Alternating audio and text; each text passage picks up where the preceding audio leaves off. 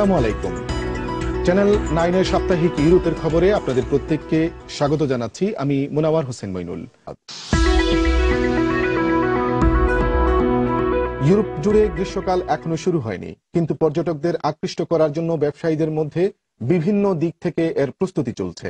এবারের গ্রীষ্মে ইতালিতে প্রবাসী বাংলাদেশিদের ব্যবসা প্রতিষ্ঠানের প্রস্তুতি নিয়ে দেখুন আমাদের ইতালি প্রতিনিধি মনিরুজ্জামান মনিরের 2 পর্বের ধারাবাহিক প্রতিবেদনের আজ দেখুন প্রথম পর্ব।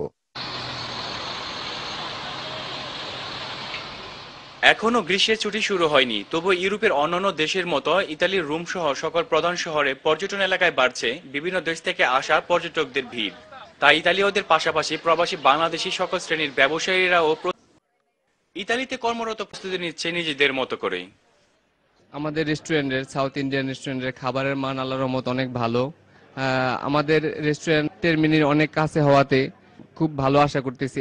সারা বিশ্বে মন্দা চলতেছে, তারপর আল্লাহর রহমত আমরা স্থানীয়ভাবে এবং মোটামুটি আল্লাহর রহমত টুরিস্ট হচ্ছে, এবং সামনে যেহেতু সামার আসতেছে অনেক টুরিস্ট হবে, ইনশাল্লাহ আশা করতেছি অনেক ভালো হবে। ইতালিতে সর্বপ্রথম Bangladeshi restaurant test of India. তো আমরা প্রতি বছর সামারে প্রচুর কাজ করে থাকি। সামারে স্পেশালি আমরা কাজ করি ট্যুরিস্টদের সাথে, এবং আমাদের বাংলাদেশি ক্লায়েন্টদের সাথেও প্রচুর কাজ করি। বিভিন্ন দেশ থেকে ট্যুরিস্ট আছে এখানে।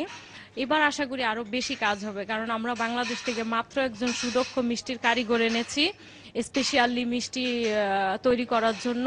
তারপরে আমাদের একজন স্পেশালি কোক আসছে, উনি বিভিন্ন ডিফারেন্ট আইটেমের প্লেট তৈরি করবে। তো আশা করি এবছর আমরা অন্যান্য বছরের চেয়েও বেশি ভালো কাজ করব। এবারে সামারটাতে আমাদের প্রচুর ভালো একটা টার্গেট আছে।